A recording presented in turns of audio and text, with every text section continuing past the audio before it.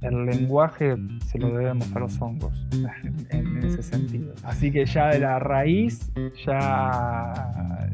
lo planteaba McKenna en su momento, de que los primeros homínidos a través de la glosolalia fueron de alguna manera empezando a hacer un protolenguaje que fue el desencadenante del lenguaje que usamos, que no es otra cosa que una forma de telepatía sonora. Si te pones a desarticular qué es el lenguaje, son ondas que producimos y que recibe el otro y la decodifican símbolos.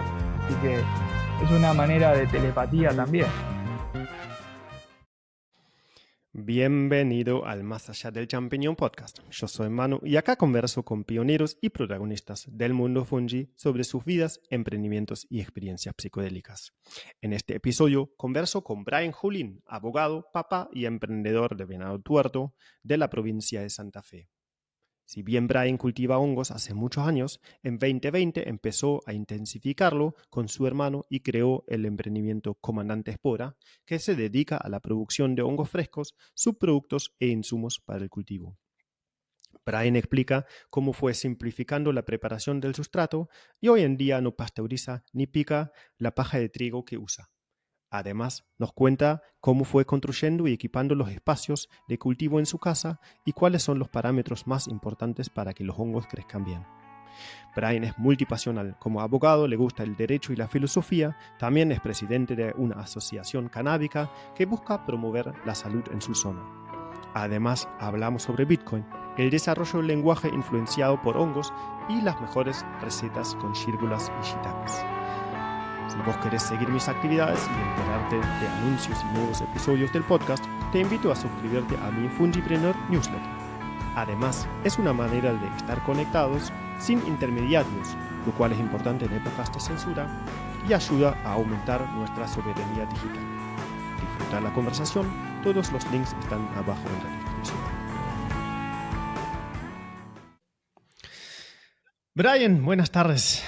Buen viernes, ¿cómo estás? Muy bien. Te comento que me alegro. Te comento que sos uno de los primeros que tenía en mi lista de grabar un podcast desde los inicios hace unos 6 meses atrás. Así que por fin estamos. Bienvenido. Muchísimas gracias por tomarte el tiempo. Y nuevamente un poco más con tiempo. ¿Cómo andás? Muy bien, Manu. Muchas gracias. Primero que nada, te felicito por la iniciativa. Realmente está muy bueno que haya un programa dedicado a esto.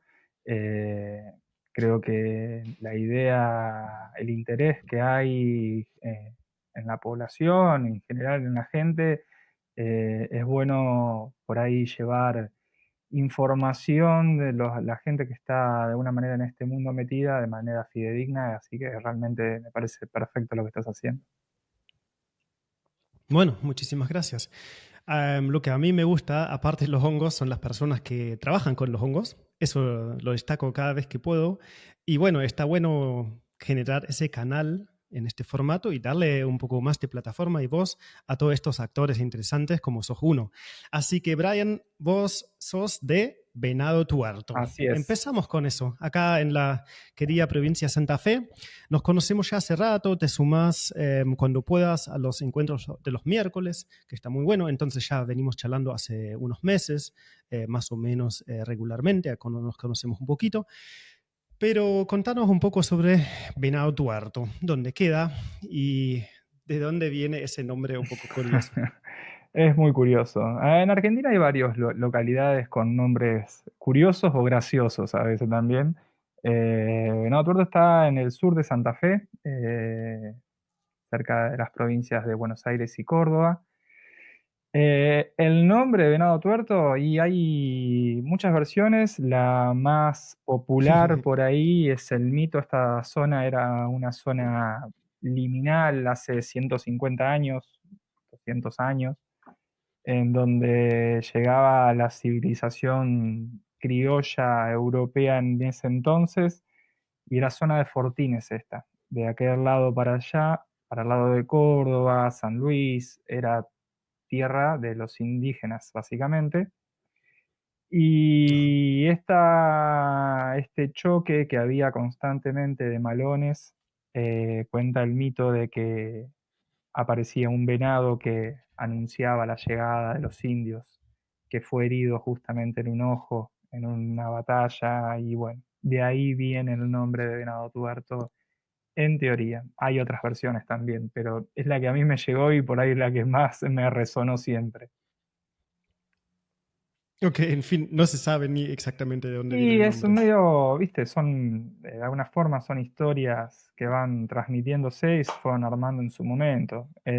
Para que te des una idea, esta zona, a mediados del siglo XIX, ya llegando a la mitad más o menos, ahí se empieza a conformar y empiezan a llegar los primeros habitantes, por lo tanto no tiene mucha, como la mayoría de las ciudades de Argentina, no son muy antiguas que digamos, por lo tanto, eh, de alguna forma se fue construyendo la historia en ese sentido. Ujú. ¿Qué hay otras cosas para saber sobre Venado Tuerto? Em, ¿Qué hay de actividades económicas? ¿Qué tamaño tiene? ¿Dónde es la zona de influencia? ¿Qué hay de ciudades vecinas? ¿Qué ciudades grandes hay en la cercanía? ¿Cómo es un poco la vida, la Mirá, economía, Venado Tuerto las tiene la actividades en la ciudad? particularidad, se la ha categorizado por lo general como la Esmeralda del Sur, en ese sentido, por la fuerte actividad económica que tiene. Estamos en una zona en donde básicamente estamos en el núcleo más fuerte o más pujante de lo que es La Pampa. Eh, Te vas a dar cuenta cuando empezás a preguntar el precio de la hectárea por acá cerca, de alguna manera es una de las más caras del país. Y un tanto por eso, un tanto también el hecho de que esté en este cruce entre Buenos Aires y Córdoba, hay mucho tráfico, básicamente de mercaderías y de personas que van y vienen. Y también hay una cuestión de la cuestión industrial, tiene un parque industrial muy grande, entonces confluyen varios actores que hacen que la localidad de alguna forma tenga un interés bastante marcado alrededor de los pueblos que hay, básicamente. La ciudad más grande, creo, cercana puede llegar a ser Pergamino, que está en provincia de Buenos Aires, en el norte. Y bueno, Rosario también por el puerto y el acceso al puerto que tiene, pero realmente es una ciudad donde pasan muchas cosas. Es interesante por la poca cantidad de gente, son 120.000 habitantes, si mal no recuerdo en el último censo, así que tiene también mucha inmigración interna de pueblos aledaños que vienen a estudiar acá a la gente o a trabajar también. Y entonces eso le da un dinamismo muy interesante. Ujú. La verdad que suena bastante similar a lo que es la ciudad de Rafaela, donde yo Claro. vivo, con aproximadamente 100.000 habitantes, una ciudad no pequeña, pero tiene característica de un pueblo Eso es grande, lo que a mí me gusta. tiene buena calidad de vida, tiene fuerte economía, entonces esas son las ventajas de estas ciudades. Nunca fui a Venado Tuerto, pero tengo una amiga de ahí, y bueno, me queda pendiente ir algún día. Dicen que tiene buena cerveza artesanal también ahí del lado de mi amiga. Conocerte a vos y el emprendimiento.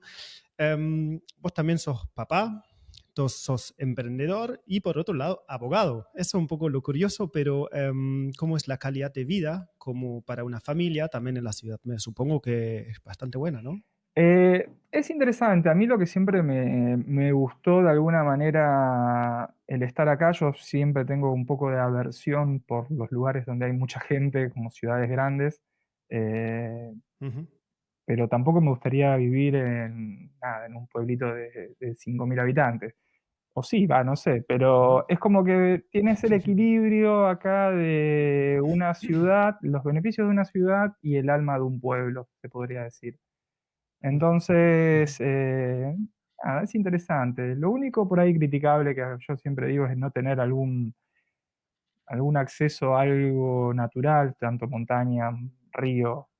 Tenemos lagunas nada más y llanuras, pero bueno, hay que vivir en el campo para eso. Y bosques también, ¿no? Acá faltan un montón de bosques. Es Bueno, todo más, campo, campo, y al no tener ninguna obstrucción y buenas tierras, es todo creo que campo. O de vacas o de... Rafaela tenía los bosques de quebracho.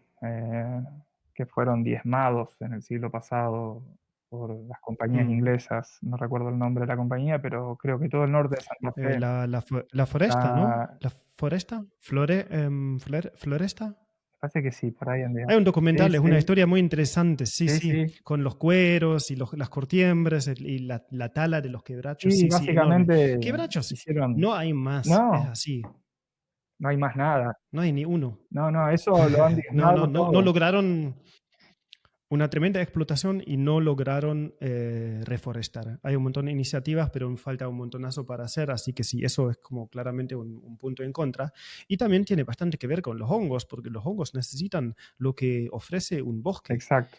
materia orgánica muerta, humedad, cubrimiento de suelo, todo eso que se genera donde hay plantas, biodiversidad, también hay más biodiversidad de hongos silvestres. Eso es muy limitado a los pastizales acá. Así que sí, claramente algo que debería mejorar. Bueno, Sí, tenemos es una tiempo, historia, creo que tenemos también, hijos, es una historia que se hay que repite plantar en toda árboles. Latinoamérica, el tema del extractivismo de los recursos, hasta el día de hoy. Así que yo creo que en ese sentido es una tarea que todavía falta mucho por hacer, de plantear justamente por ahí qué política uno busca, si busca ganancias rápidas, pero a largo plazo te perdés de muchas cosas, básicamente. Se dan en todas las Ujú. provincias. Sí, sí. Ya mencionamos, y obviamente nos junta acá el tema de los hongos. Vos tenés un emprendimiento, se llama Comandante Espora, y eso lo encontré ya al principio de mi búsqueda de qué actores hay en la zona o en general, Comandante Espora. Comentame un poco cómo empezó el emprendimiento, qué hacen, qué hicieron, cómo evolucionó. Creo que más o menos 3 años. Siempre me gusta ver los, los posteos más antiguos del Instagram, por ejemplo, porque muchas veces son graciosos. Pero comentame un poco sobre los inicios del emprendimiento Comandante Espora. Bueno, arranca, en realidad yo cultivo hongos, siempre me gustó cultivar lo que sea, creo que es herencia de mi abuelo, que de chico tenía huerta y me encantaba ir a los domingos a ver qué tenía, qué cultivaba, siempre me llamaba mucho la atención eso y de alguna manera ha pulsado en mí a lo largo de la vida. Siempre de huerta me llamaban la atención las plantas y a su vez también me llamaba la atención luego de ya adolescente, llegando a la adultez, lo que es el derecho, la filosofía, temáticas que me interesaban mucho. Y con hongos empecé a cultivar aproximadamente a los 22 años, 22, 23 años. Hoy ya tengo casi 40, así que ya hace muchos años que estoy metido, Ujú, pero fuertemente empezamos con mi hermano menor, que nos llevamos 3 años, en el 2020. Con la pandemia, nada, tiempo libre, yo andaba buscando de alguna forma alguna actividad que me sacara de la computadora, de los libros. Necesitaba estar en contacto con algo vivo, así que nos planteamos de alguna forma la idea de empezar un cultivo a pequeña escala. Justo se me había desocupado un inmueble acá en mi casa y dijimos, bueno, empecemos, compremos una carpita de cultivo, empecemos a ver cómo hacer un flujo laminar, y de a poco fuimos armándolo y realmente lo que ya hace 5 años que estamos, lo que me llamó la atención, la aceleración que tiene en escalar un cultivo. Eso fue realmente, a mí particularmente me impactó. Estábamos en el primer año haciendo 50 kilos por mes en una carpita de 3 por 2. Era realmente muy interesante. Eh, pero bueno, con aciertos y errores fuimos de alguna forma aprendiendo, seguimos aprendiendo, porque es un mundo que realmente uno dice la tiene atada y te sorprende una contaminación y no tener que empezar a buscar dónde está fallando. Entonces, Esos desafíos a mí me gustan y lo mantienen a uno realmente activo. Aparte de nada, de la versatilidad, la variedad de cepas y hongos que uno se puede dedicar a cultivar, realmente creo que es un mundo que está todo por hacerse todavía. Seguro. Que mencionaste recién 50 kilos por mes, ahora estás cultivando más. Sé que tu hermano se fue de viaje y estás solo, entonces digo en vos y no ustedes. Exacto, ¿Cuánto exacto. están ahora No, produciendo no. más o menos en estos Ahora tiempos? estoy tratando de buscar un equilibrio justamente este año entre mi vida personal, profesional, con los hongos. Realmente el tiempo es bastante limitado, así que estoy de alguna manera en un proceso de reorganización ahora, de hacer más con menos, ¿viste? La idea es esa siempre, o la Mm, filosofía es esa. En principio por las limitaciones tanto del espacio y también las limitaciones del tiempo que uno tiene.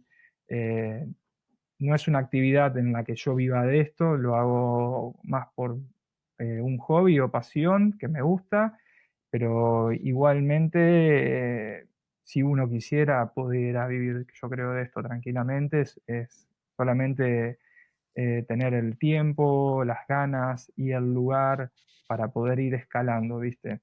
Em, ujú, pero bueno, son cultivos que te insumen para escalar de alguna manera en una mayor medida necesitas espacio. Por ejemplo, el otro día estaba mirando de comprar suplementos, sustrato y, viste, pedir una tonelada de pellet, por ejemplo, o de algún tipo de otro suplemento, es como que necesitas lugar, espacio y bueno, son cosas que te van limitando, pero igualmente es muy interesante. Lo que por ahí a mí más me llama la atención es la reacción en la gente. Eh, yo creo que estamos pasando desde una cultura que era eh, básicamente micofóbica a los hongos.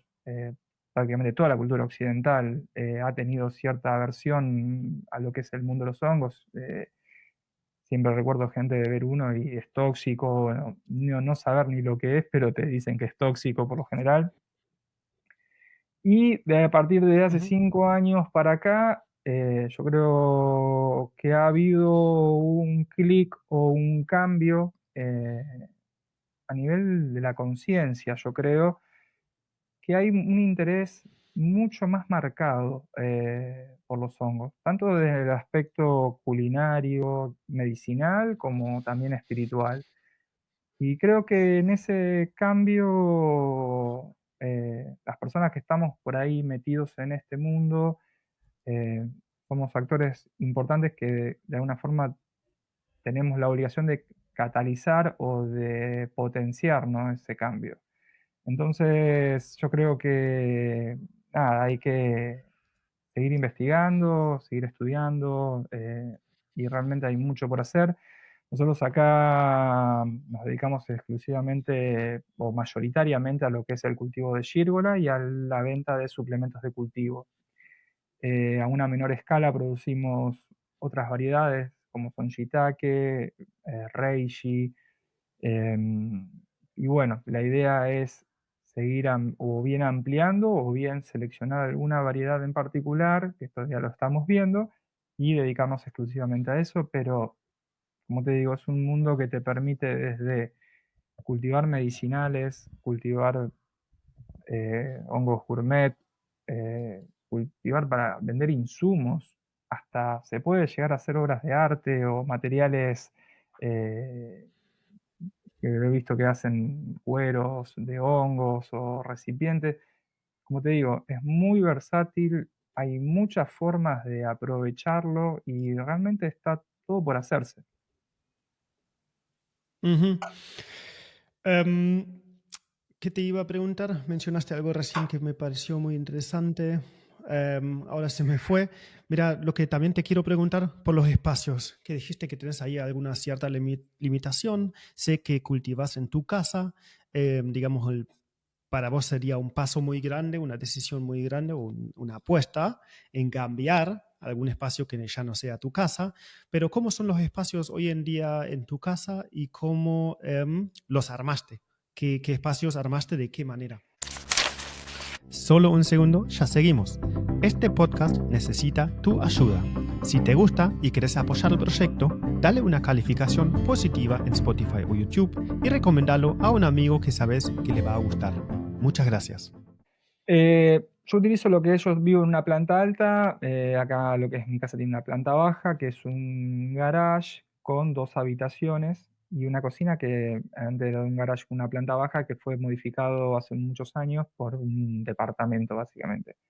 Entonces tengo lo que es la sala de fructificación, la tengo montada dentro del garage. Hicimos un cerramiento hace 2 años, todo con Durlock, lo equipamos bien. Y es una sala de fructificación linda, se puede cultivar mucha cantidad, por suerte. Luego tengo una cocina y un lugar como es un baño donde lo uso tipo garage para guardar materiales y todo tipo de sustratos. Luego tengo una habitación pequeña donde tengo montado el flujo laminar, donde se hace el trabajo por ahí más de laboratorio. Y luego una habitación que la usamos para incubación, básicamente. Entonces, Ujú. yo creo que cualquier tipo de cultivo que uno quiera armar a gran escala tiene que tener estas 3 o 4 unidades sí o sí, que es eh, fructificación, incubación y laboratorio. Una cuarta podría llegar a ser un lugar donde alojar el material, pero bueno, eso se puede ir acomodando siempre. Mm. La fructificación que mencionaste que construyeron en Durlock, e incluso hay algunas fotos en Instagram cuando lo construyeron, ¿cómo lo realizaron en detalle para que sea apto para la alta humedad de la fructificación? ¿Cómo hicieron? ¿Cómo revestieron? Porque hay que limpiar, tiene que bancar la humedad o cómo está hecho. Mira, hicimos un cerramiento de Durlock, dejamos un pasillo para poder, bueno, pasar. Y lo que es la parte interna, gracias a Luis, un amigo cultivador de Buenos Aires, que nos recomendó unas placas de, yo no recuerdo bien qué material plástico era, no era PVC, pero son unas placas que venden de 2x2 que las pegás y nada, después le pasas un trapito y ya quedan limpias. De alguna forma frenan la humedad bastante y realmente revestimos todo el interior con eso, paredes, techo, y hasta el día de hoy, más que por ahí un mantenimiento cada un tiempo, un año y medio, por ahí se despegan, volverlas a pegar, realmente funcionan muy, Mm. muy bien. Luego les hicimos lo que Ujú. es una entrada que es muy importante en el cultivo de hongos, el intercambio gaseoso, tanto intractores como extractores. Ujú. Esto Ujú. te permite, bueno, el cultivo de hongos son 3 variables que hay que considerar siempre, es la humedad, la temperatura y el intercambio gaseoso. Son 3 factores claves para, de alguna manera, llevar un cultivo exitoso, una fructificación exitosa. Los hongos tienen la Ujú. particularidad de, sobre todo cuando están incubando, cuando están fructificando no tanto, pero de eliminar mucho dióxido de carbono. Y el oxígeno de alguna forma es muy importante, ya que esto permite que no se espiguen los hongos. Por lo general, el hongo cuando sale de la bolsa o del sustrato en donde está, busca el oxígeno y cuando lo encuentra, abre lo que es el sombrero. Esto nos fuimos dando cuenta al principio cuando empezamos a cultivar en la carpa, que no teníamos sistema de intracción y extracción, ventilábamos abriendo la puerta y nos dábamos cuenta de que salían muy espigados.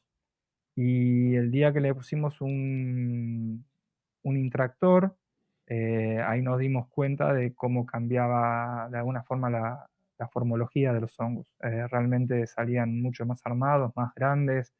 Eh, Me he dado cuenta también cultivando otras cepas, por ejemplo, el Rametes versicolor, que es la cola de pavo, los ponía a fructificar adentro de la, de la fructificadora ahí y se quedaban blancos, no salían. Los sacaba al patio y cuando salían en el patio salían hermosos. Te dabas cuenta de que es un hongo que le gusta muchísimo el oxígeno. Por eso cada variedad Ujú. tiene sus particularidades, pero por lo general el tema del intercambio gaseoso es de suma importancia. Sí, y a vos también, que sé que te gusta buscar mejorar y optimizar los procesos. ¿Cómo gestionas eso o cómo tratas de mejorar el tema del intercambio de aire, justamente para dejar entrar aire fresco, y la climatización? Porque, digamos, si tenés que enfriar o calentar no tanto, pero enfriar más que nada en las épocas de calor, cada vez que ventilás, perdés esa temperatura que querés lograr. ¿Climatizás tus espacios? ¿Tenés climatización o haces todo con climatización pasiva? Pero ahí veo que eso tiene bastante potencial de optimización al tener que querer una temperatura regulada, más o menos en un rango óptimo, y hay que tener mucha ventilación. Y ahí, como son dos procesos que juegan un poco en contra, ¿qué mejoras se pueden hacer? Sí, la particularidad climática de esta zona es que tenemos una amplitud térmica muy grande. Tenemos inviernos que te llegan a ser -10, -15 a veces. Hace poco tuvimos -6 Buah. durante una semana. Mm. Y veranos con 40 hasta 45 a veces. Por lo tanto, el tema de la temperatura en esta zona es compleja. Particularmente nosotros tenemos comprado y todo, aires acondicionados para colocarlos y todo, pero nos dimos cuenta de que nada, en verano básicamente no queda nadie acá. Nos vamos todos de vacaciones, así que realmente cultivar en enero me conviene a mí hoy en día, por lo menos más, no instalar un sistema de climatización y hacer cultivos de temporada que básicamente desde marzo hasta noviembre, mediados de diciembre, se puede cultivar tranquilamente en esta zona.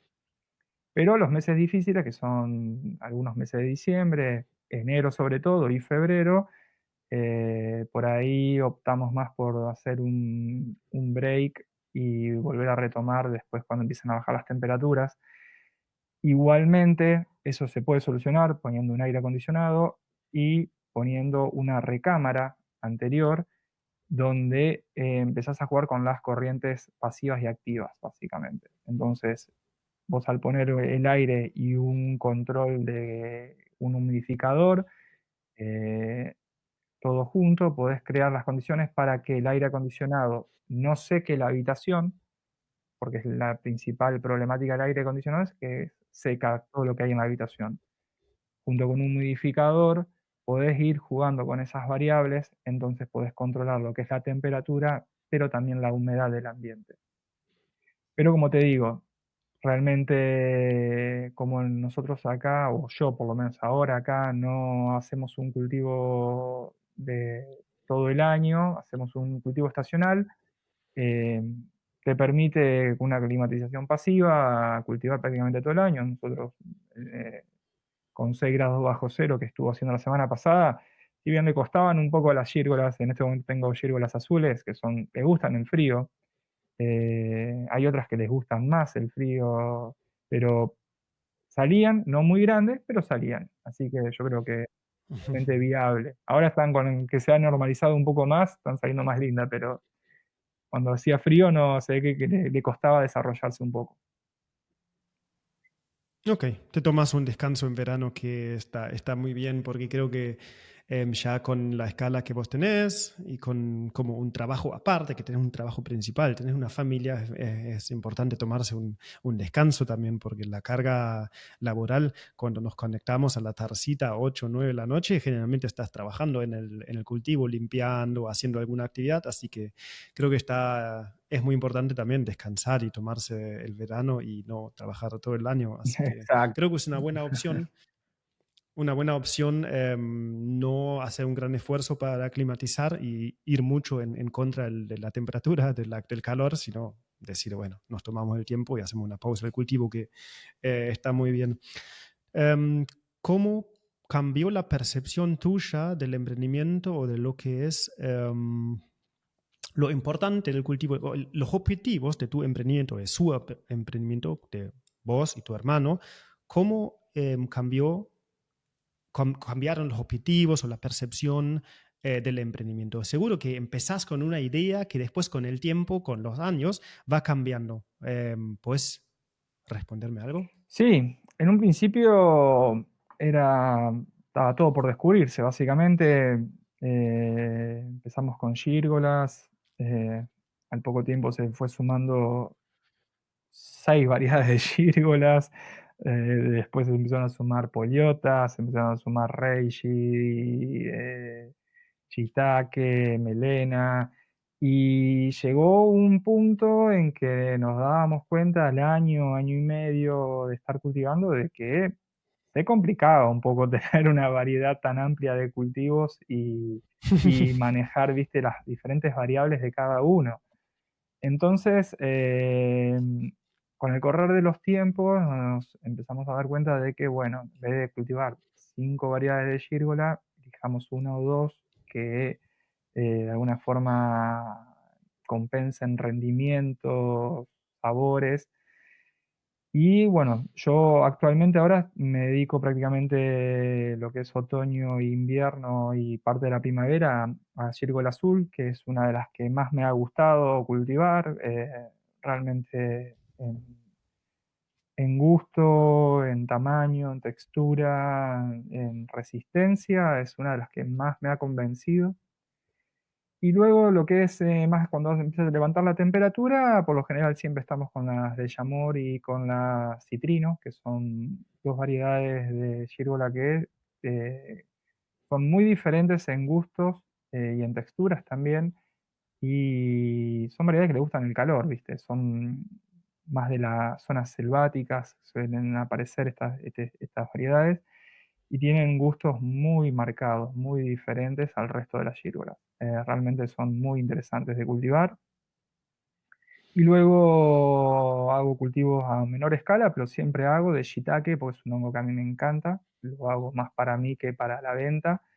Tiene su particularidad también del hecho de que lleva un proceso más largo de incubación, los rindes no son tan altos como por ahí, o a mí no me salen rindes tan altos como con las gírgolas, pero es un hongo que tanto en su aspecto medicinal como nutritivo es muy bueno, muy bueno. Y bueno, reishi también cultivo para mí y también suelo distribuirlos en gente que me compra, que produce extractos. Así que la idea, bueno, este año era haber arrancado con melena también o de vuelta, pero se ha complicado, así que vamos a ver, vamos a darle un segundo intento dentro de poco, pero como te digo, la idea es jugar. Yo creo que es importante eso, que no se te, si bien es un trabajo, uno tiene que sentir eso de niño que está jugando todo el tiempo, de alguna forma. Ujú. Podríamos hablar muchísimo sobre diferentes aspectos de tu emprendimiento y que son muy interesantes. La autoconstrucción del muy lindo flujo laminar que tenés, que se hicieron, sobre otros detalles, pero un detalle para no desplayarnos demasiado en esta parte que me parece muy interesante y me gustaría hablar, si estás dispuesto a charlarlo, es el tema de la preparación de la paja, del sustrato que usas, ¿no? Usas paja. Y lo que me comentaste, que tenés un proceso relativamente sencillo, ¿estás cómodo de hablarlo? Sí, por supuesto, sí, sí, sí.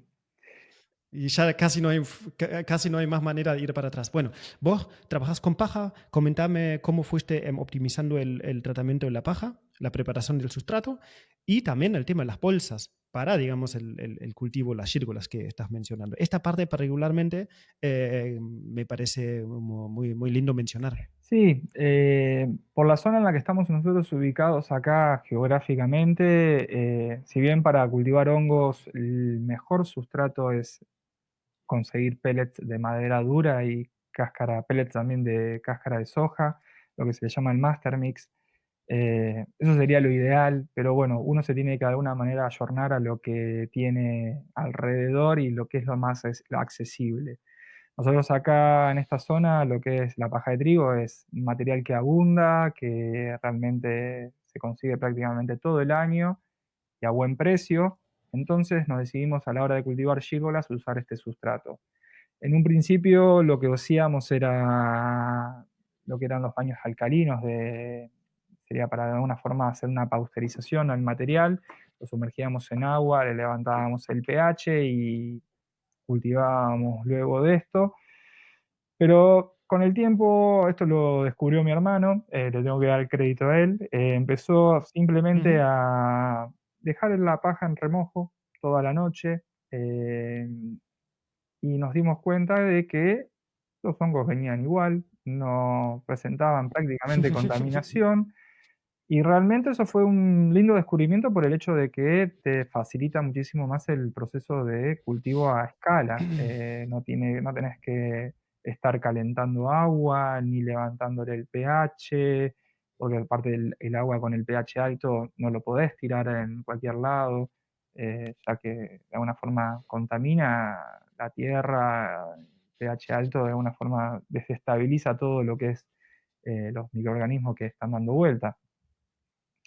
Ujú. Entonces, con este proceso de remojar la paja, nos dimos cuenta de que funcionaba perfecto. La única, por ahí, observación que nos dimos cuenta era el hecho de la calidad, de que no venga el material con humedad o con moho o sucio. Cuando usábamos paja en esas condiciones, nos dábamos cuenta de que surgía lo que se llama el blotch, que es como una bacteria que sale en el hongo, que es como si fuera una pudrición, eh, que ahí nos empezamos a percatar de que se debía, cuando empezó a aparecer, al material. Eh, por eso, si el material está en buenas condiciones, realmente uno puede remojarlo, hace de alguna manera como creo que se llama apoxia, es decir, matas las bacterias por ausencia de oxígeno, la mayoría, obviamente Ajá. hay muchas que sobreviven, pero bueno, la Gírgola, al ser bastante agresiva en su crecimiento, realmente tenemos un porcentaje muy, muy bajo de contaminaciones a la hora de incubar. Buenísimo, me parece que es realmente el arte de sacar todo lo que no es necesario. Eso es lo que se tiene que buscar y simplificar el proceso. No tenés el baño alcalino, tampoco tenés proceso de calor por costos, por facilidad y ese tipo o ese proceso de pasteurización del sustrato es fundamental, es mucho trabajo. Sí, Entonces, como si ahí puedes optimizarlo, genial. Y digamos, se puede opinar que uno quiere, pero si te funciona, te funciona. Eso es innegable. Em, entonces, como pongo un poco en resumen, ¿paja de trigo o otra paja no, también? no, no, usamos particularmente de trigo nosotros, que es lo que más De abunda. trigo y tiene que ser limpia. Tiene que ser limpia, Ok, sí, tiene que que venir limpia. claro, viste, si por ahí la tienen, no sé, acovachada hace un par de meses, empieza como a tener un proceso de degradación, y yo creo que es ahí donde aumenta por ahí la actividad de bacterias y hongos que después le cuesta competir a la gírgola para poder colonizarlo. Pero si ella está Mm. limpia y seca, realmente te digo, en todos estos tiempos nunca tuvimos inconvenientes. Entonces, ¿cómo te das cuenta si está de buena calidad la paja? Por el Sé que hay manchas negras, Claro, si claro. no se secó bien, no Desde se un punto de juntó. vista visualmente tiene que estar básicamente el mismo tono, amarillo, pero si encontrás ya manchas oscuras o negras, que si es chica no pasa nada, pero muchas veces me ha pasado de abrirla y adentro estaba fea, pues le ha entrado humedad y ha empezado de alguna manera un proceso de degradación, ahí ya Mm, podés llegar a tener problemas en la incubación. No tanto en la incubación, sino en la fructificación. Es ahí donde empieza a ujú, aparecer lo que se llama el blotch. Que, ujú. ¿Y qué es ese blotch? Una contaminación bacteriológica que afecta el hongo, el fruto y no el sustrato. claro, te das cuenta cuando fructifica el hongo, empieza a salir, pero sale Mm, todo como, sobre todo los más chiquitos, no los grandes, pero sale todo como si fueran, quedan como medios babosos y tienen un olor muy fuerte. ajá, Te das cuenta, yo al principio nunca lo había ok. visto y cuando lo empezamos a ver no sabíamos qué era hasta Mm, que nos dijeron en un grupo de cultivo y ahí nos percatamos de que venía de ese lado. mm. Bueno, y también para completar esa parte, entonces solamente dejan en remojo una noche, dejan escurrir bien para lograr la humedad adecuada, pero sin baño alcalino, sin temperatura elevada, y después, sin cortar la paja entera como viene, la apretás bien en las bolsas, incluso usas las bolsas, son las bolsas de consorcio, las bolsas negras, Claro, más o menos, no son bolsas especiales, no son bolsas de polipropileno, son bolsas económicas, sí, ¿no? sí, sí. Y sin cortar, tampoco picás, que también es un trabajo que requiere bastante esfuerzo, o una chipeadora, lo que sea. Entonces metes directamente en bolsa, me comentaste, bueno, inoculás y comprimís en las bolsas y ahí a incubar. Es muy interesante ese proceso minimalista. Sí, Muy sí, sí. interesante. Tengo una chipeadora que la usábamos en su momento y bueno, se nos había roto en una oportunidad y empecé a usarlo sin chipearlo y por ahí el secreto es de apretar bien las bolsas sin que se rompan también, porque son bolsas de basura que son muy finitas. De Mm, ir acomodándolo de tal manera de que quede empaquetado y ir haciendo capas, paja, grano, paja, y de alguna forma uno compactándola bien y cerrándola bien. No hay mayores inconvenientes, coloniza perfecto y hasta el día de hoy realmente nos ha solucionado, por lo menos a nosotros, nos ha ahorrado muchos pasos en ese sentido. sí. Buenísimo ese proceso. Eso aplica para gírgolas, ¿no? ¿Para todas las gírgolas? ¿O para qué aplica, para qué no? No, no, para todas las gírulas. Nosotros acá, yo por lo menos acá uso Mm, baldes también, que lo ujú, veo tengo de alguna manera una filosofía de tratar de que sea todo lo más circular posible el proceso de cultivo, si ujú. bien eh, el cultivo de hongos no genera tanta contaminación como otros tipos de cultivo, pero uno tiene que de alguna forma tener siempre esa impronta de ver que sea todo una rueda en el proceso. Por eso tratamos de usar bastantes baldes y bueno, todas estas bolsas son bolsas reciclables también, las bolsas de basura, así que de alguna forma estamos tratando de minimizar lo que es el impacto del plástico. Claro, y al mismo tiempo el esfuerzo, muchas veces los beneficios vienen de la mano, el consumo energético. Exacto. Así que buenísimo, parece que tenés ahí algunos aspectos. Tener un emprendimiento no es grande y tu objetivo entiendo que por ahora no fue agrandarlo, escalar, sino mantenerlo en tu casa y optimizar los procesos y también de limitar el trabajo porque tenés familia, tenés un trabajo principal, justamente ahora vamos a un poco hablar de eso, sos abogado y también haces un trabajo muy interesante. Entonces me parece un emprendimiento muy, muy interesante para seguir y para conocer, de conocer tu experiencia. Buenísimo que la compartís. Eso es lo hermoso que decía al principio. No solamente que sos muy simpático, sino también la apertura de compartir. En los encuentros los miércoles siempre compartís todo y ahora en este espacio también. Así que Comandante Espora en Instagram, en Venado Tuerto, provincia de Santa Fe. También vendes insumos, placas Petri, escabeches, hongos secos. Eso todo se puede ver y encontrar en Instagram. Buenísimo. Escucha, hablemos un poco sobre tu profesión como abogado y principalmente, principalmente sobre la movida del cannabis, todo el activismo en torno al cannabis, el movimiento que llegó o que aportó a la legalización final o el proceso de la legalización donde estamos todavía adentro. Esto por un lado y obviamente lo que nos interesa, qué podemos aprender de este pasado, ese aprendizaje, ese proceso para lo que está pasando con la legalización relacionadas a los hongos, psilocibes, con fines principalmente medicinales. Entonces, pregunta medio amplia, pero comentame un poco sobre tu actividad en torno al cannabis y lo que puedes aportar para el proceso hoy en día con los hongos. Bueno, acá en Venado yo soy secretario de una asociación civil, se llama Venado Planta Salud, es una asociación civil que se formó hace ya unos 3 o 4 añitos, junto con un grupo de gente de diferentes ramas, hay médicos, hay productores agropecuarios, hay eh, abogados, como te dije, psicólogos, hay realmente gente de diferentes aspectos profesionales o laborales. Y la idea de esto fue de alguna manera con el cambio de las legislaciones. A partir del año 2017, Argentina empezó un proceso de reconocimiento, se podría llegar a decir, de los beneficios, ¿no?, del cannabis. Hay que tener presente de que en nuestro país hace desde el año 89 viene con la ley 23737, que es la actual ley de drogas, que de alguna manera regula y penaliza el cultivo, transporte, tenencia de un grupo amplio de sustancias y plantas.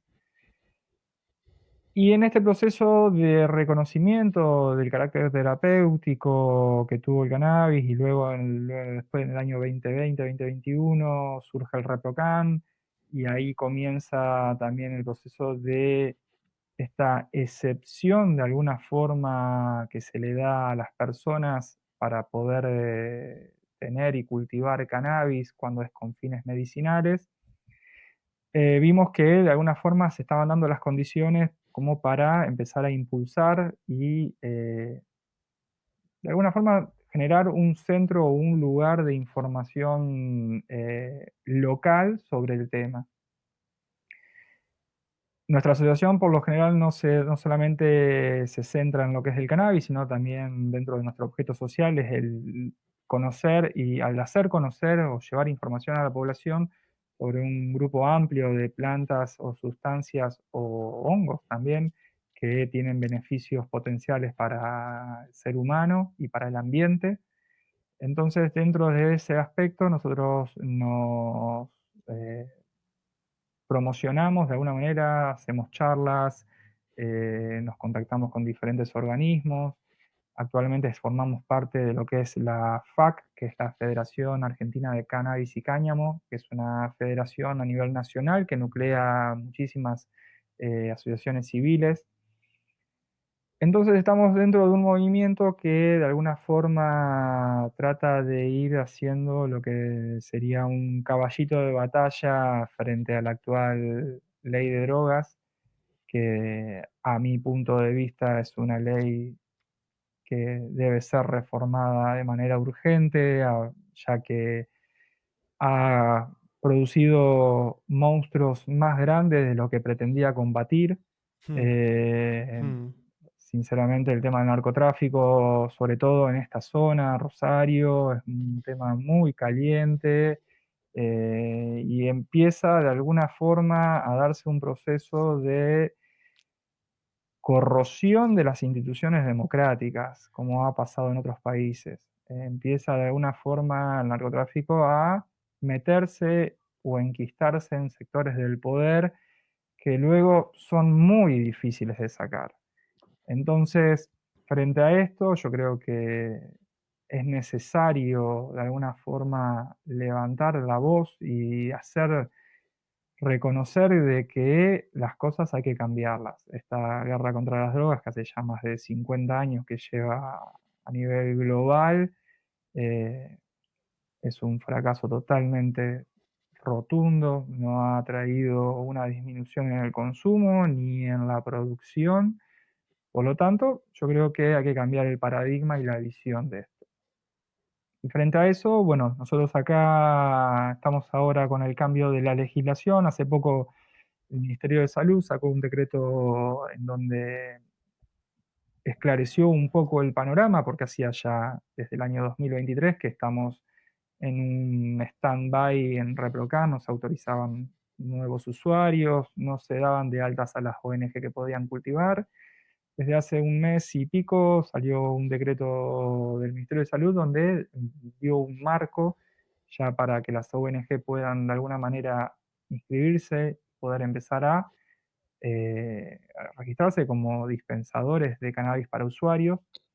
Así que bueno, estamos ahora en ese proceso de adaptación, viendo cómo podemos ir ayornarnos a esta nueva legislación y veremos qué nos depara ahora en el futuro. mm. Mencionaste que se requiere un cambio de paradigma, pero ¿para dónde se debería cambiar el paradigma? ¿Cuál es un poco tu propuesta? Están los extremos, la prohibición o la legalización total. Estos son un poco los extremos, como siempre hay grises. ¿Cuál sería un poco tu propuesta que podría mejorar? Alguna idea, ¿no? Pero, Sí, no, ¿qué puede ser una mejora básicamente es un tema de para ti? salud pública, no es un tema de seguridad nacional. Sería, yo creo que es un tema amplio de debatir qué hacemos con las drogas, básicamente es un tema muy clásico y hay diferentes posturas. Mi postura personal es que no, todo lo que es orgánico no debería de alguna manera el Estado meterse en lo absoluto. Podríamos llegar a debatir o hablar de lo que son sustancias químicas. En mi parecer, el monopolio estatal lo debería tener el Estado en ese estado, pero una persona, como dice el filósofo Escotado, de la piel para adentro comienza su exclusiva jurisdicción. Entonces, yo creo que el Estado ahí ni Dios se puede meter en lo que uno quiera hacer de la piel para adentro. Ahora bien, la salud pública, si uno necesita ayuda, tiene que estar ahí, no en la cárcel. Entonces yo creo que el paradigma va a venir por ese lado, por el hecho de que se debe de alguna manera verlo esto desde un punto de vista sanitarista, básicamente. Mm. Ujú. Muy bien, eso se puede desplayar un montón y en un montón de asociaciones. Vos y ustedes organizan eventos, se discute, se debate en detalle. Me dijiste que un gran avance en el proceso de la legalización del cannabis fue el activismo de madres y padres, de hijos, de niños con alguna padecía. Y dijiste que eso puede ser también el camino para lo que son terapias con hongos psilocibes, ¿no? Para diferentes problemas de salud. ¿Querés detallar un poco este punto que me pareció interesante? Sí, el tema de los hongos yo creo que va a ser inevitable. En algún momento la sociedad lo va a tener que debatir. Porque imagínate que los hongos aparecen en el año 40 y pico con Gordon Wasson, cuando hace la famosa nota esa en la revista Life con María Sabina.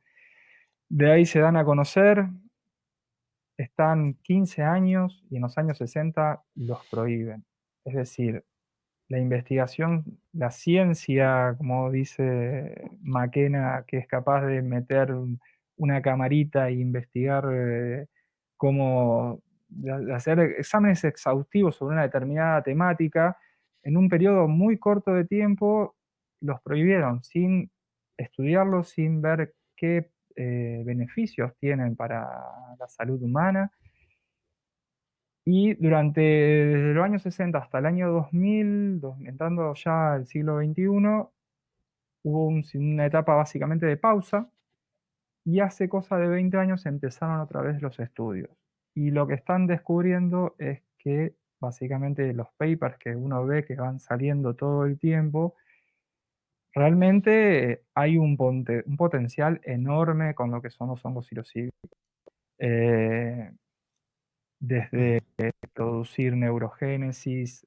El otro día salió un paper hace poco de que prolonga la vida celular, por lo tanto había un estudio con ratones que de alguna forma había ratones que le daban psilocibina y vivían más que el promedio. Eh, Realmente hay mucho todavía por descubrir y mucho por investigar, pero lo que son temas de salud mental sobre todo, yo creo que importantísimo que se abra el debate porque actualmente estamos viviendo una epidemia de salud mental, sobre todo después de la pandemia, donde tenés Argentina el otro día se conoció de cada 2 horas se suicida una persona, es decir, tenemos un índice de suicidio Ujú. altísimo, un índice de problemas mentales como depresión, trastornos, insomnio, el que vos quieras. Básicamente todos tenemos a alguien que esté padeciendo algo de eso.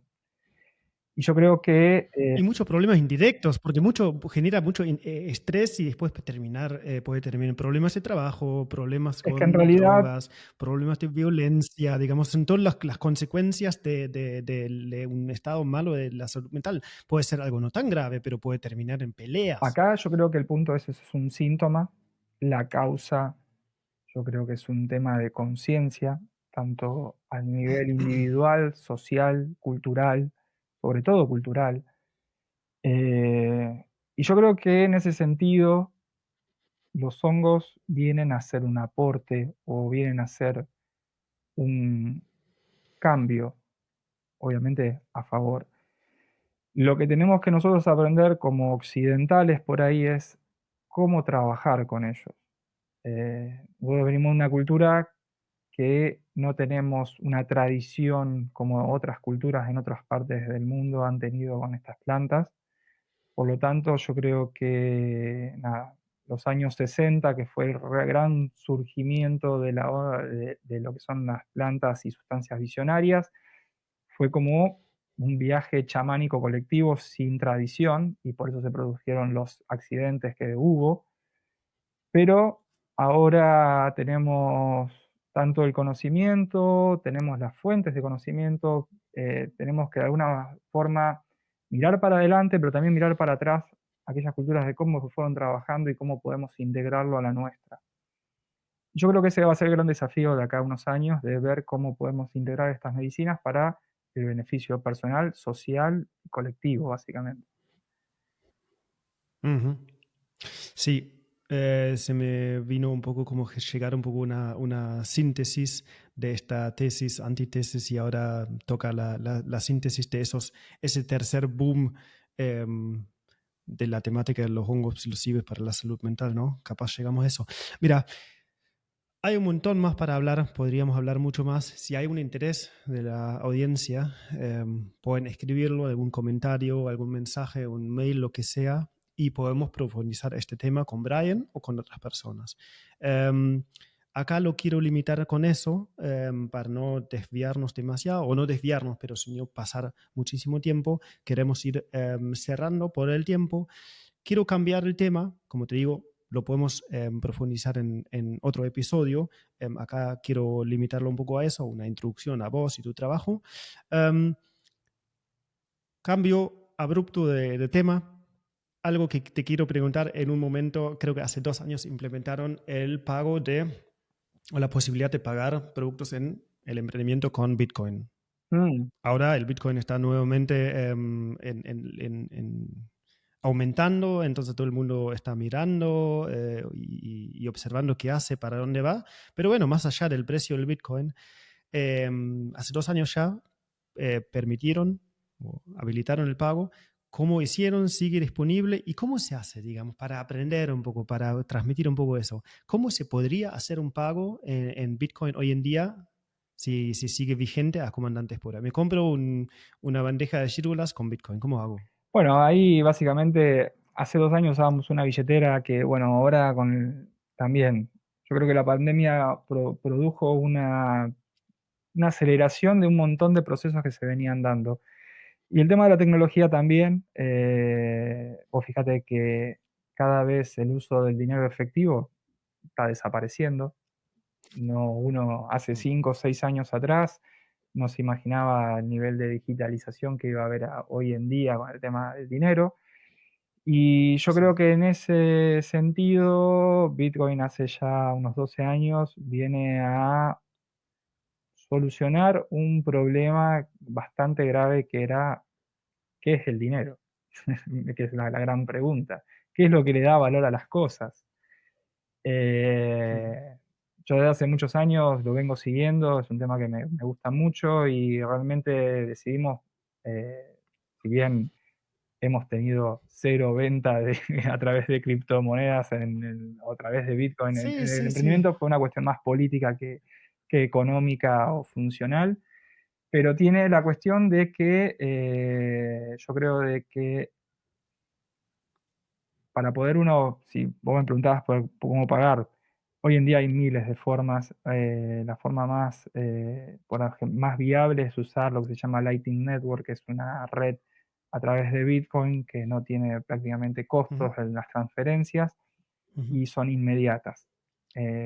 Es una Claro, el Bitcoin no es muy práctico porque es medio caro, entonces cada transformación es lenta y cara, por claro, si decirlo lo de haces manera a través de sencilla. Quizá on-chain, el Lightning Network o con otra criptomoneda, como puede ser Solana o otras, sería más barato y más rápido, más aplicable en el día a día. Pero entonces, como necesito, no, dijiste que no hay ventas hoy en día con eso, no hicieron, pero está bueno tener la disponibilidad y capaz en algún momento sí va a aparecer. Y creo que en el tema de la soberanía, es un poco una soberanía, ¿no? De un dinero que no es emitido por un Estado, sino tiene otro, es una idea más independiente, más descentralizada, creo que eso es lo más importante, más allá de si genera venta. Entonces vale también vale la pena interesarse. es que hay una Entonces dijiste, sí, cuestión perdón, te hay interrumpí. una cuestión filosófica también de atrás.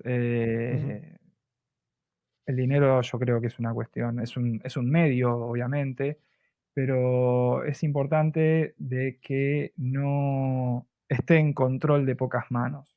Eh, ujú, Bitcoin lo que viene a hacer es de alguna forma a romper con esto. El otro día veía, creo que más de la mitad de los Bitcoin que están dando vuelta están en poder de individuos, no de corporaciones, que es un montón. ujú, Vos pensabas que hoy en ujú, día un Estado crea el dinero de la nada. Eh, ujú. Estados Unidos hoy, si quiere imprimir $1 trillón, Mm, lo puede hacer tranquilamente. Y No, lo yo hicieron, creo, de hecho, de hecho, ayer lo o han algo. hecho. Em, Yo creo que, bueno, y justamente de hecho, lo también hicieron tres tiene que, tiene trillones. que ver, yo creo, con todo esta cuestión de cambio de conciencia en la que estamos atravesando. Eh, Ujú, por ahí el tema de las guerras, un tema hoy en día muy caldente, y las guerras se financian con plata que imprimen de la nada. Entonces, en un escenario o en un paradigma diferente, yo creo que Bitcoin viene a romper con eso y de alguna forma empezamos a ver que se empieza a crear una economía alrededor de un bien escaso que es finito y que no hay intermediarios. Yo creo que eso es una de las grandes ventajas que tiene. eh, y todavía queda muchísimo por desarrollar y construir. Yo creo que... Pero a veces viene rápido. En un momento, mucho tiempo va lento y en un momento va rápido. Exacto, Puede pasar. exacto, Como pasó con Mercado Pago, principalmente, que mucho tiempo fue un nicho y hoy en día es casi todo. Así que exacto. sí. Sí, sí, Ujú, sí, sí, no, no, por eso te digo, yo creo que de alguna forma es inevitable, y lo estamos viendo. Y ya estamos hablando que era algo impensado, de estados haciendo reservas estratégicas, empresas haciendo reservas estratégicas de Bitcoin, algo que si me lo preguntabas a mí en el 2017, 2018, te decía imposible. No lo veía ni ahí, pero realmente ya estamos hablando de eso, que es un montón. Por eso yo creo que es un tema que va a estar en la agenda cotidiana y con el tiempo eh, va a estar en todos lados. Yo creo que va a estar en todos lados, entonces mm, de una manera filosófica o política decidimos en su momento ofrecerlo como para también hacer un poco de promoción. ujú. Sí, yo creo que en un interés general en entender cómo funciona el mundo y nosotros y las sociedades, tarde o temprano te chocase con el tema dinero, qué es dinero, cuáles son las funciones del dinero y cuáles son los problemas asociados y cuáles podrían ser las soluciones. En un momento uno se choca con el tema dinero porque realmente es para algunos la fuente de todo lo malo, de las guerras, etcétera. Ahí hay, yo no tengo la verdad absoluta para nada, pero bueno, es muy interesante el concepto cripto porque representa algo que está en el aire, que es red, conexión, descentralización y digamos, como el Internet está en las manos de todos de alguna manera, Yo creo ¿no? que tiene Es que ver una red que justamente. conecta a cada uno. No, Sí. la cuestión tecnológica, por ejemplo, si lo ves en retrospectiva, yo creo que retomando el tema de los 60, por ejemplo, y las plantas y las sustancias que Ujú, abrieron de alguna manera la visión o ver cosas desde otro ángulo, yo creo que es inconcebible hoy en día si eso no pasaba hoy que tengamos la tecnología que tenemos. En ese sentido, desde Steve Jobs, que se inspiraba en sus viajes de Claro, ácido para diseñar computadoras, hasta claro, gente que ha diseñado el hecho de Internet, que es una red neuronal digital a nivel global. Es como que estaríamos exacto. construyendo un cerebro fuera de nosotros, más la inteligencia artificial, más un dinero descentralizado que nadie lo tiene. Realmente se está gestando de alguna forma lo que muchos hablan, lo que es tercera revolución industrial.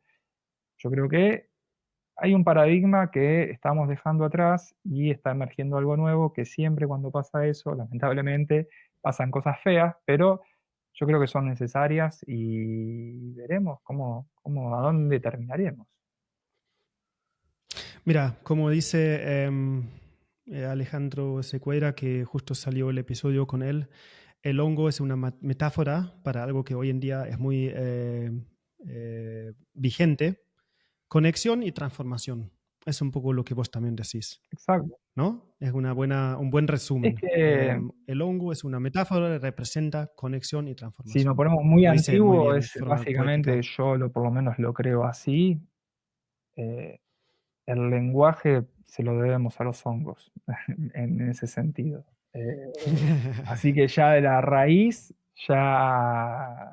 esto lo planteaba McKenna en su momento, de que los primeros homínidos a través de la glosolalia fueron de alguna manera empezando a hacer un protolenguaje que fue el desencadenante del lenguaje que hoy usamos, que no es otra cosa que una forma de telepatía sonora. Si te pones a desarticular qué es el lenguaje, son ondas que Hmm, producimos y que recibe el otro y la decodifican símbolos. Así que es una manera de telepatía también.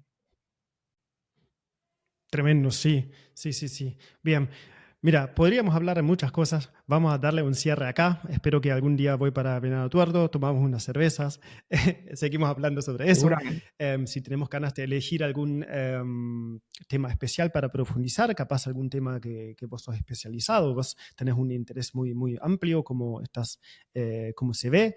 Si hay de la audiencia algún interés particular, che, el Brian, el abogado, me interesa ese tema, podemos profundizarlo, manden comentarios. Eh, Espero que hagamos algún segundo capítulo, por lo menos, en algún momento, y elegimos algún tema que ya nos va a llamar, digamos, el tema en particular. Pero para cerrar, quiero hablar sobre un último temita brevemente, y eso es la gastronomía. Sé que vos también, a vos te gusta la cocina, te gusta cocinar, ¿no? Entonces, por un lado, ¿cuál es tu receta favorita con chírgolas? Bueno, tengo varias. Me gustan muchas. Realmente con todos estos años he podido experimentar. Eh, He sacado algunas que realmente hay mucha gente, sobre todo en Estados Unidos y Europa, pero sobre todo en Estados Unidos, hay con todo este movimiento de veganismo, vegetarianismo, gente que se ha volcado a los hongos y a cultivarlos. eh, y hay un chef, no me recuerdo ahora bien el apellido, que ha hecho de alguna manera unas gírgolas smasheadas, como hacen las hamburguesas, bien aplastadas, que vino a resolver un tema que era por ahí siempre que me lo achacaban, que era el hecho de que cuando cocinaban se me achican los hongos. Y esto se debe muchas veces al hecho de cortarlos y picarlos y ponerle sal, hace que el agua pierda mucho más rápido, por lo tanto perdés textura y perdés consistencia. Pero con Ujú. esta técnica de alguna forma es interesante porque de alguna vos podés poner el hongo entero y lo aplastás con una olla y eso mismo va el calor, la presión y la sal empieza a hacer que pierda el agua, pero no pierda la consistencia. Entonces, de alguna forma te permite tener hongos cocinados que los puedes poner después en la parrilla, lo puedes cortar y utilizarlo en rellenos de un montón de cosas. Le da mayor versatilidad y te permite también, como te digo, tener una consistencia interesante. Y bueno, nosotros ahora acá en casa incursionamos mucho en lo que son los medallones de hongos, hacemos mucho, que realmente es una forma de tener un alimento nutritivo, disponible todo el tiempo. Eh, para que te des una idea, las gírgolas si mal no recuerdo, 100 gramos de gírgola representan el 30% de la proteína que necesitas diariamente. Por lo tanto, tiene un nivel alto de proteína y aparte de vitaminas y aminoácidos que son muy buenos para el cuerpo. Por lo tanto, yo creo que es un alimento muy, muy importante. eh, y esta cuestión del cultivo, ¿no? Que no lo mencioné, pero de la soberanía alimentaria. Argentina tiene todas las condiciones de ser una potencia, básicamente, en lo que es en el cultivo de hongos, porque tenemos todos los recursos, todos los climas, la capacidad de las personas. Y en ese sentido yo creo que podemos convertirnos realmente en productores. Si yo en un garage puedo hacer 50 kilos por mes, no me quiero imaginar un tipo en un hangar lo que puede llegar a ser, o una empresa. Por eso yo creo que hay un mercado grande y recetas para cocinar, miles, hay miles. Sobre todo en lo que es la cultura de la cocina oriental, que llevan muchísimos más años que nosotros. Dame un segundo, voy al baño, vengo. No, no puedo Dale, aguantar. yo también. Perdón. Dale. Bien.